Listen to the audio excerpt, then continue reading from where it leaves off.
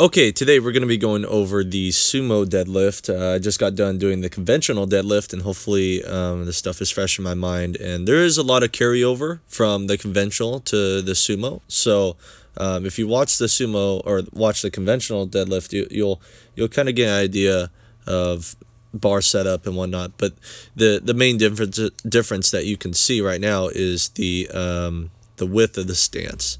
So we'll be going over that and just some basics and just a little bit of anatomy and some application to sport at the end. So let's get to it.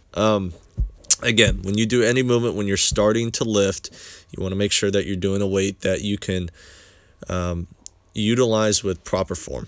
Okay, you do not want to go so heavy that your form breaks down and then you create improper movement patterns. Okay, you are. I know it's very tough when you are maybe a freshman or sophomore in high school and you want to start lifting with the juniors and seniors, and you see the weight that they're pushing, and you're not pushing as much weight, so you want to do as much weight as they can, but you don't want to do that. You have time. Take your time. Be patient. If you learn how to lift correctly, you will be able to put more weight on the bar as you get older. Okay, so with the setup, again, my feet are wider than shoulder width stance. There's different schools of thought on how wide you should go or how narrow you should go on a sumo deadlift. There's powerlifters that go really wide where their toes are almost touching the weights on the outside where the plates are at. I don't go that wide. That's a little too hard for me. I go the stance I'm at right now. So it's wider than shoulder width, but my shins are in an upright position and not too slanted to the side. My toes, I like to turn them out just slightly. It helps me out with the hip placement and keeping my knees out. We went over the grips for the conventional, but I'll go over it just real shortly right now. What I'm using right here is double overhand. It's a good grip just to start out with deadlift, but it has one flaw that when you go heavy in the deadlift, the bar seems to roll out of your hands. There's another one called reverse grip, where one hand is faced forward like this, and the other one would be faced the other way, and the palm would be pointing towards us. This is called reverse grip. It's a great grip for handling a lot of weight. The only problem is the bicep tendon gets to there's a lot of load placed on the bicep tendon, and if you've ever watched powerlifting meets, the bicep tendon can occasionally rupture, and that's not something you want to have. Then you have hook grip, where if you are holding the bar, the thumb would be under the bar, and you're wrapping your fingers around your thumb to lock your hands into place. Okay, if you can't visualize it, I may either put up a video or you can even Google search hook grip, and you'll see how that grip should be performed. Okay, now as we move up, the hips are a little bit lower.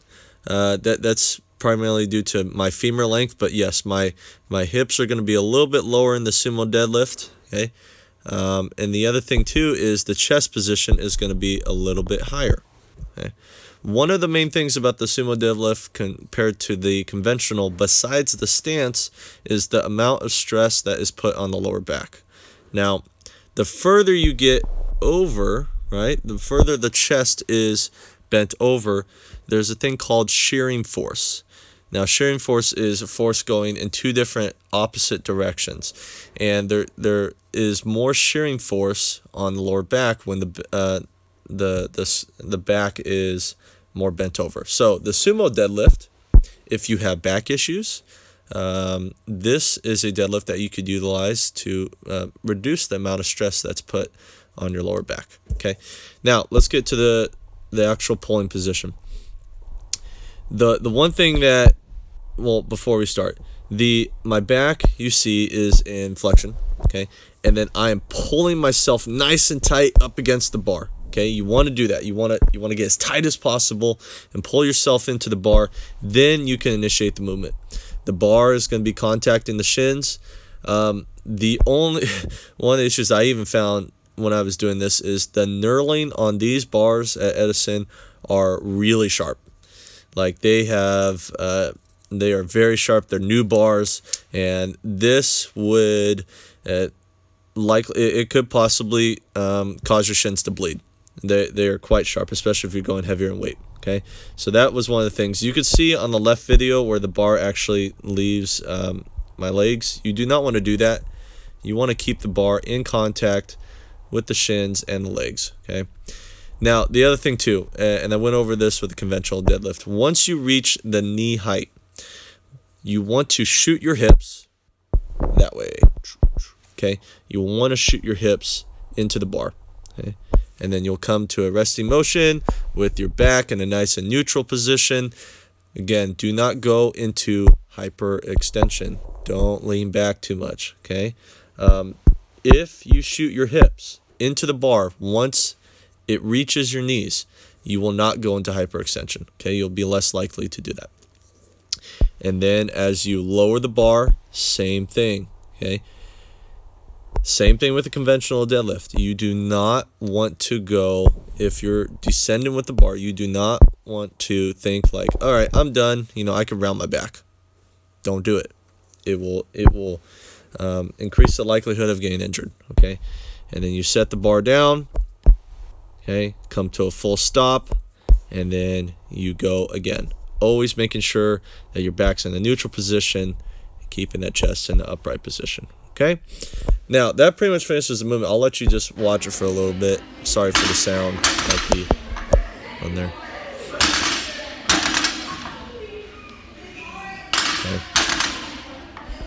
So anatomy wise, pretty much the same as the conventional deadlift. Okay, the only difference is that this position uses more hamstrings. Okay, more the hip abductors, the glutes.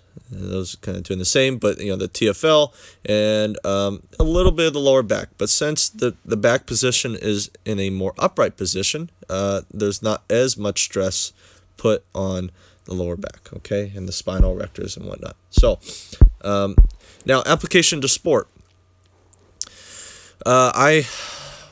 There's a very famous powerlifting coach that I talked about before, Louis Simmons, and he has said that wide always builds narrow. And what does he mean by that? They do a lot of wide stance, box squatting, and sumo deadlifting in their training. And it develops the glutes, and it develops the hips, and it develops all those tinier muscles that are in your hips that you would not normally develop with a close stance squat or a close stance deadlift.